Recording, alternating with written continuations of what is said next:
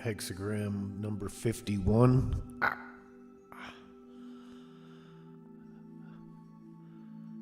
Shock. Thunder. The arousing shock. Thunder.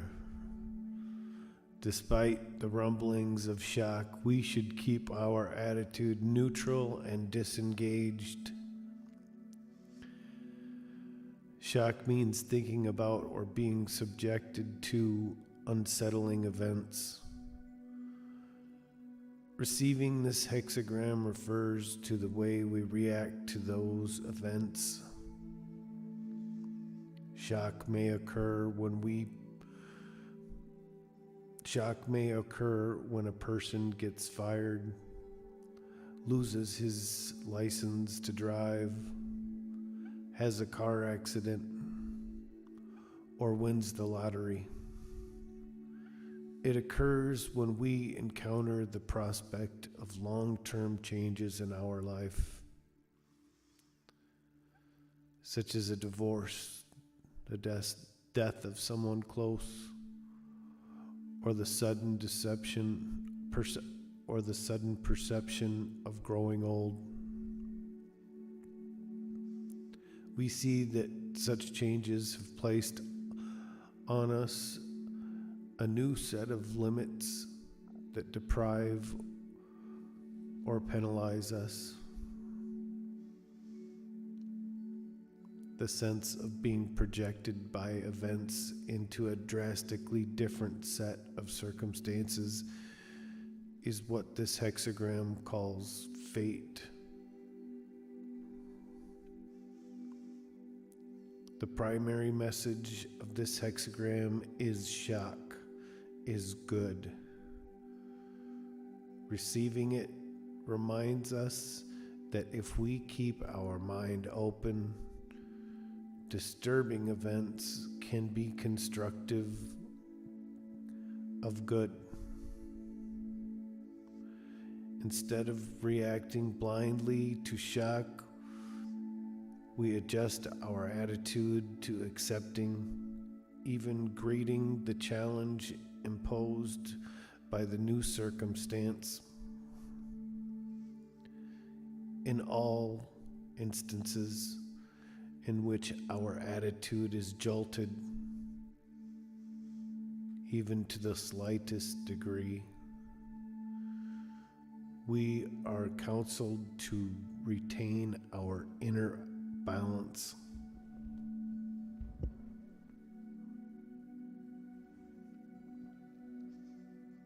One purpose of shock is to force us to acknowledge that we are meant to find a new, more correct way of dealing with circumstances.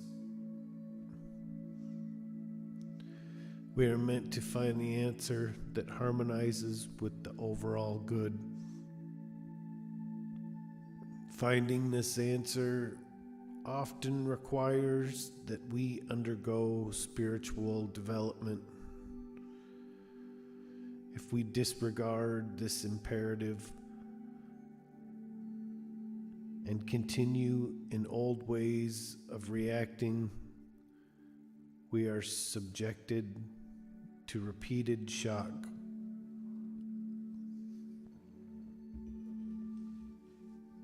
Shock also has the helpful effect of discrediting the neat grid of logic by which we explain life.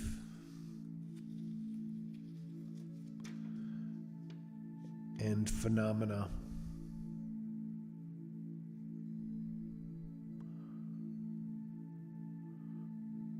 While clinging to this grid of certainties makes us feel less threatened, it is the chief barrier that prevents us from seeing things from a new perspective.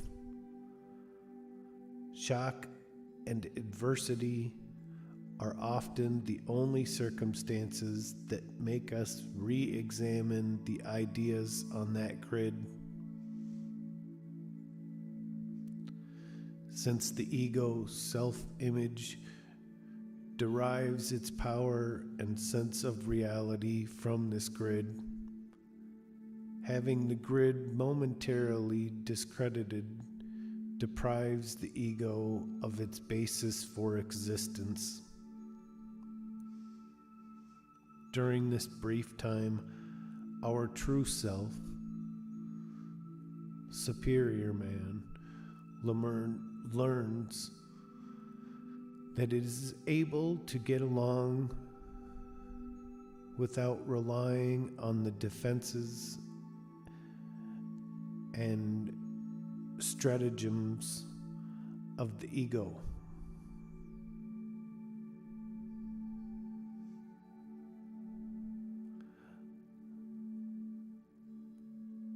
I must say I've never heard that word, stratagems. I'm going to read that sentence again. During this brief time, our true self, superior man, learns that it is able to get along without relying on the defenses and stratagems of the ego. Awakening to this fact, the true self gains strength. However, the ego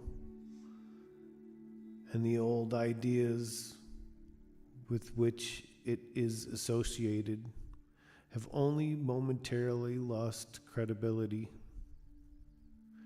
Gradually, they reinstitute themselves back into leadership of the personality through force of habit.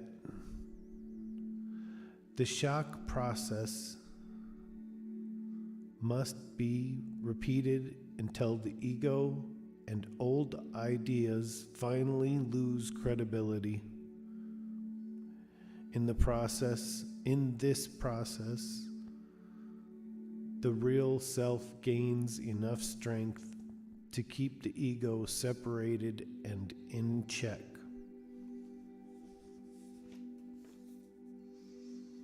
Another purpose of shock is to make us aware that we are wanderers and strangers in the universe, that there is a cosmic structure to which we are meant to relate, that we are subject to higher cosmic laws, and that we are meant to find our life's meaning in relation to this higher existence. Shock is meant to make us ask, what are these laws and how we may have been discarding them. We are also meant to question whether our understanding of the higher power and our map of the unknown correspond to the higher truth. We are meant to cease relying on commonly held viewpoints and search for truth within ourselves. When the beginning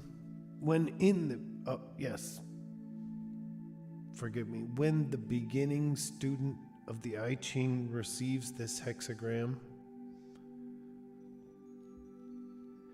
he is usually being subjected to shocking events. This happens because of our disbelief and doubt in any reality beyond the reality defined by the five senses. These doubts may be phrased as rigid belief systems or even as stubborn disbelief. It takes the major rumblings of shock to overcome this rigidity.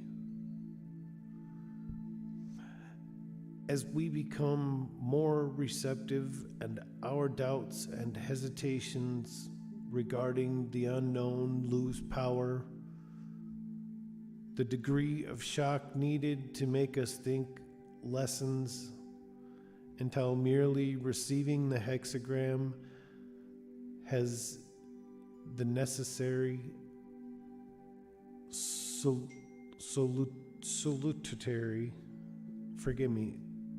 salutary effect.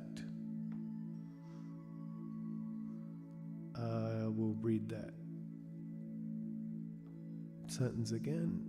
As we become more receptive and our doubts and hesitations regarding the unknown lose power, the degree of shock needed to make us think lessens until merely receiving the hexagram has the necessary salutary effect.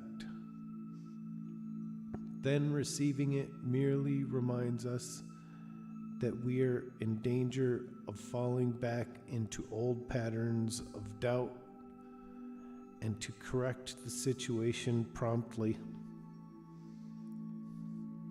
Shock, for the most part, occurs in the context of unpleasant events. At times, however, the hexagram warns us against being jarred off balance by a sudden release from tensions. With good times, we tend to slide back into old luxurious attitudes. Depending on good things to continue, we become careless, assuming that the sage will cover our mistakes. While we may cling to what is right, as one clings to a life preserver, and in this way create good luck for ourselves, if such clinging changes to relying on, in the sense of expecting things to go well, our luck is sure to change for the worse. Sometimes shock comes in the form of challenge from those who secretly mistrust us. They challenge us because we are not yet firm in our path, and they sense our vulnerability. Until we become firm in our values and allow ourselves to be led, we will be subjected to this sort of challenging. We should learn to recognize the challenges and their causes.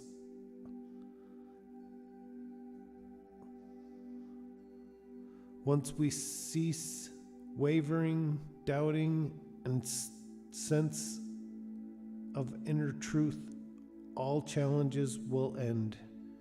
Once we cease wavering or doubting our sense of inner truth, all changes will end. All challenges will end. Forgive me. What happened there? One more time.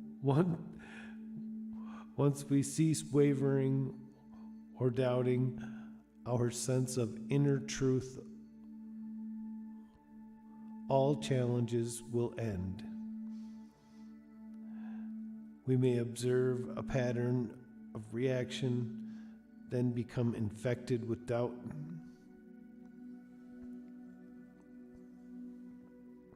Once doubt enters, we rely on bravado. Then we strive to solve the problem by wrestling with it. Having reacted badly, our inferiors mistakenly think we have jeopardized the situation. However, truth cannot be jeopardized. In removing our doubt of the truth, we remove the problem and restore balance. We simply need to reaffirm inner truth. What we have learned through our experiences with the I Ching is reliable. It has in itself the power to shine without effort. We may cling with utter safety to inner truth as we would to a life draft.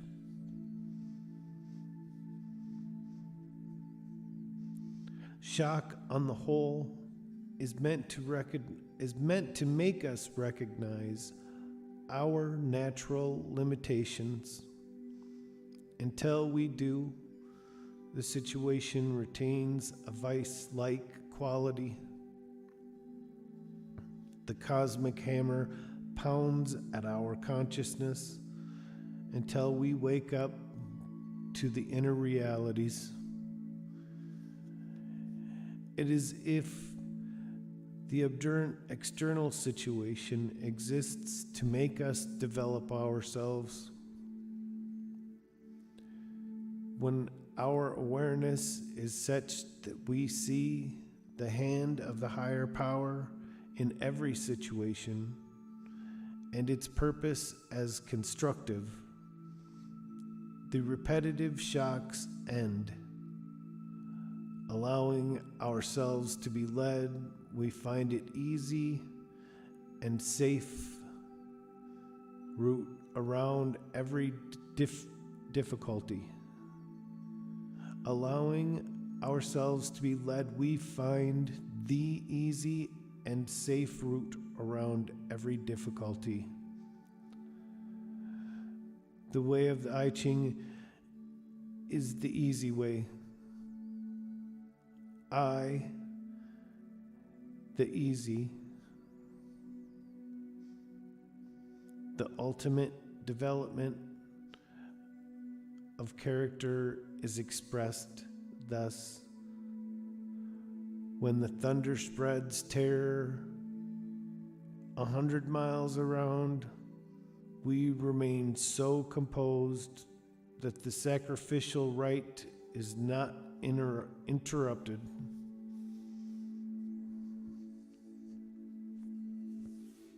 Changing line number 1. Shock comes.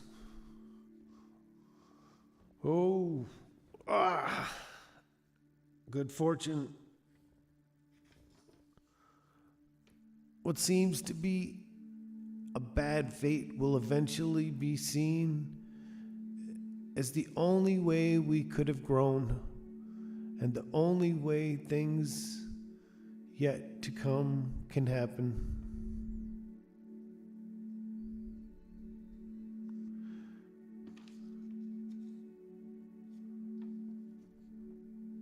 Changing line number 2. 100,000 times you lose your treasures thinking about losses, mistakes, or unpleasant events disturbs our tranquility. In mulling over negative things, we are tempted to resist fate. We must retreat from these images and the dangers they bring. We will regain what we have lost in due time. Through relating correctly,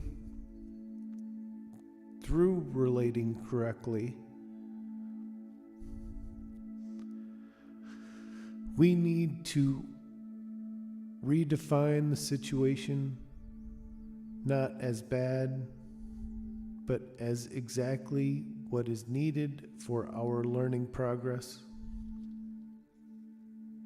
Changing line number 3. If shock spurs one to action, the shock of encountering fate, which seems unbearably harsh, causes emotional trauma. It is as if we are suddenly and irrevocably put into a predicament from which there are no options.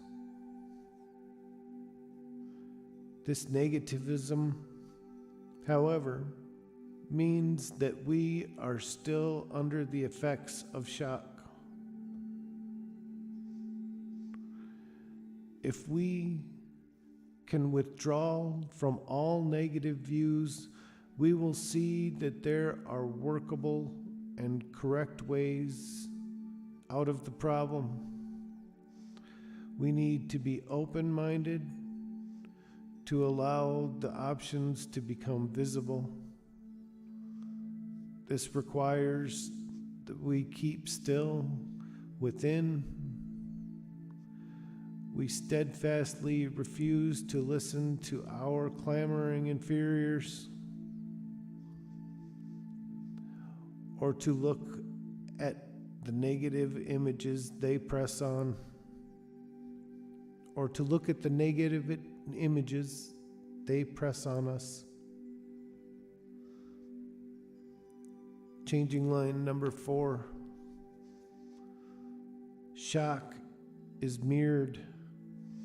Shock makes us feel that all is lost or that there is no solution to the problem. We no longer see our progress as meaningful, and we are not open to the correct perspective. All effort seems to have been wasted.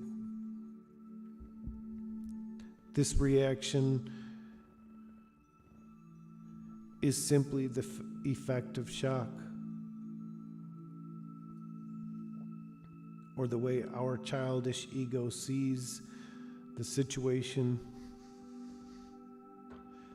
Since it cannot see without distortion, it overreacts. As long as it rules, our ideas remain fixed in tradition, not yet liberated by the realizations to come. We can control our ego by keeping still,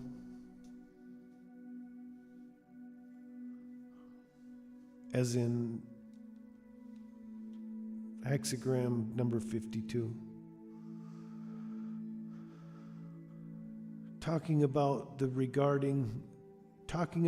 or regarding a situation as bad tends to keep it that way simply because we are locked into a negative viewpoint. We need to realize each situation is exactly as it needs to be, either to help us or help someone else to grow. We need to accept the unpleasant situation as a signal that it is time to learn something new. If nothing more than to have a new perspective towards shock. We need to relinquish the childish heart and the way it perceives things and return to an unstructured, open mind. Changing line number 5. Shock goes hither and there and thither. Shock goes hither and thither. Thither.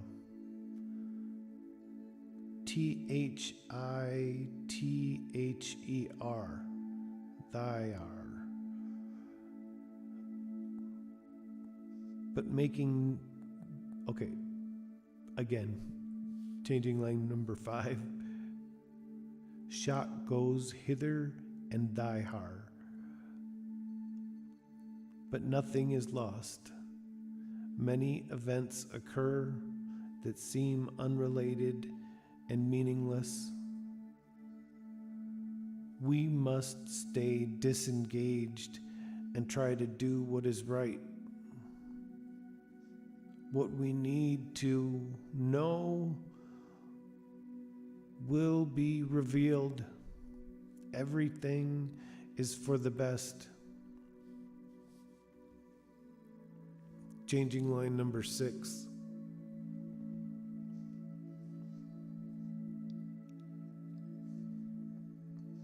Withdrawal from the effects of shock. We must not allow shocking events to cause us to vilify the sage, fate, God, or the people who have wronged us. Shock brings both an end to the old and a beginning to the new. While these changes are occurring, we must withdraw from the negative effects of shock that make us stop to look at what has happened. It is important to keep going forward. If we wonder,